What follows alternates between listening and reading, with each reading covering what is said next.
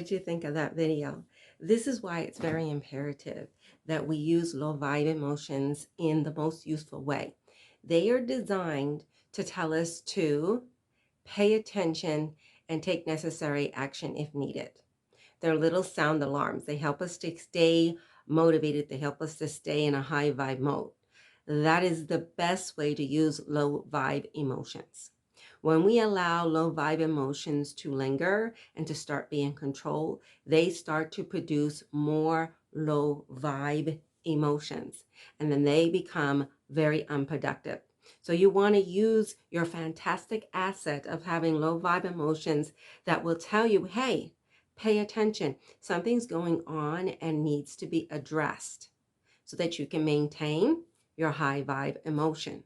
Now, if your low vibe emotion is blaring, and how does blaring look like? It looks like overthinking. You can't stop thinking about what's going on. Very anxious, having lots of fear. Okay, that is where it is in a intense mode. You want to drop it down. You do that by doing the 3-step thought process, because that is going to help to unlink the intense emotion so that you're using a balance of emotion and logic when you're dealing with things. When it's intense like that, the logic is about this much. You will see results like, oh, I thought this was the best way. I should have done this. I really thought inside this was the, okay, that was because when you're low vibe is in intense mode, it skewers your thinking. It skewers what you think is best. Even the simplest things, your low vibe in an intense mode will not be able to see. Other people will be able to say, ooh, don't do that. But your intense vibe is not going to see that. It is in control, that intense vibe, that fear. So you're trying to get rid of that fear. It's not really trying to help the situation. It's just trying to get rid of the fear that you're feeling. And you feel if you do this, it'll stop the fear. Is this making sense? Okay. So your low intense vibes need to remain just like a small clock alarm that goes beep, beep, beep, tells you to wake up. Not one that is blaring at you because you've been tolerating it or you've trained your brain to ignore it until it's blaring. Okay, so what you're going to do is when you have a low vibe, you will pay attention. Now, if the low vibe has been trained to already escalate to intensity, then you're going to want to drop it, and that will start to train the brain to respond at the lower end of that low vibe instead of the high end, changing pay attention into anxiety. Pay attention into overwhelming worry. Okay. It should be, oh, something has happened. What is it that I can do? Or is it something that I have to just patiently wait and see what happens? Okay. That is what the low vibe will do for you in a healthy and productive way so that you can continue with your life in a mode of inner peace.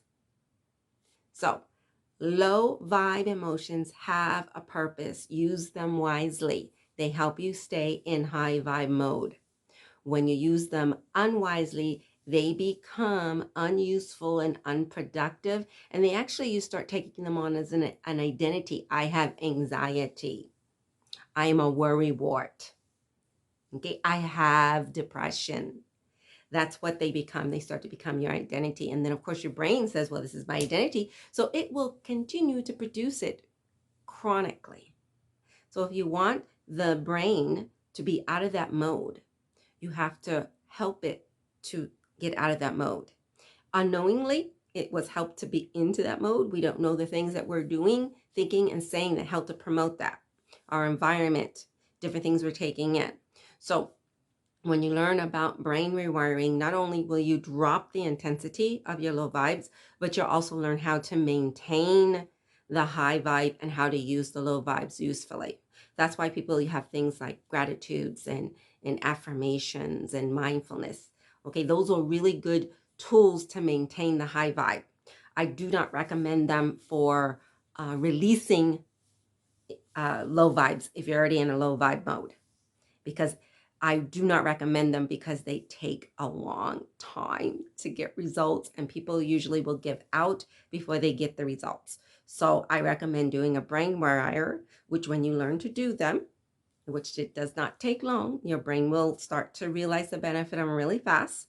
You'll be able to do quick sessions on yourself in minutes, okay? In minutes.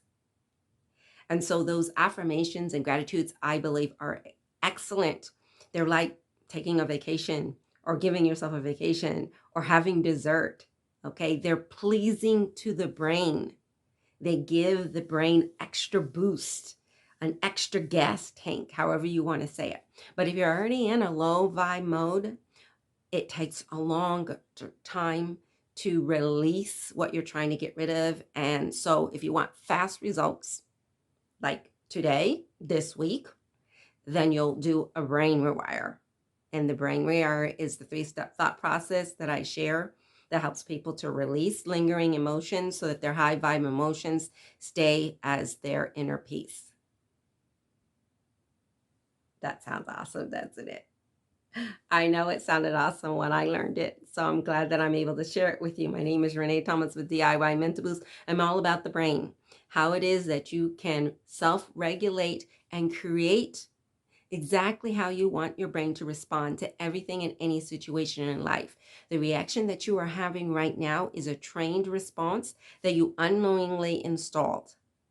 You can knowingly enhance it, change it to the benefit of you, yourself, and your loved ones. So instead of keep repeating the same pattern of worrying about the same situation, you can actually cause inner peace come into your life, even if that situation is there. So if you like that thought, if you think, wow, that is a great way to live, then you'll want to learn how to do a brain rewire. It does not take long. I have a program that you can do in 3 months that does, wow, a whole lot of massive changes in your reactions. Or you can just simply have something you're dealing with. I tell people do the 7-day brain rewire session, or it could be 7 sessions. It can be all in a row, or it can just be part of the way. And what you're going to do is you're going to write down what your 3 stressors are, or 1 stressor, or 2 stressors are, put it aside, and then you're going to rewire your brain's reaction by watching the 7 sessions of how you react to things. After that, you're going to bring back your list, and you're going to notice that you are responding, the intensity is disappearing. And the whole goal is to get it to go to a 0 and to make it so that you're not reacting in a way that is not beneficial. Does that mean that you're taking out emotion? No, you're only taking out the lower vibe emotion that is preventing you from being productive, staying motivated, and seeing the big picture of what is around you.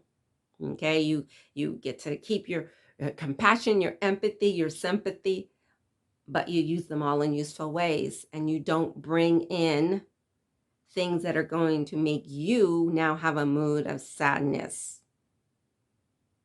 I hope that's making sense. I know it made sense when I did it, so I know, since I am not a brain scientist, that it is making sense to you. I'm here at DIY Mental Boost. It's a self-help website. You can get started at any time. There is no charge. So get started and start seeing the results in your life. The seeds that you plant today are what you're going to get tomorrow. What you plant this week or what you're going to get next week. What you plant this month is what you're going to get growing in your life next month. You want to germinate positive vibes so that you are reaping, and when you're attracting what you want in your life, you're going to choose what is coming towards you that is good, not the same old other vibe, low vibe. They all come to you. It's just what you allow in. This is Renee Thomas with DIY Mental Boost. It's good to see you.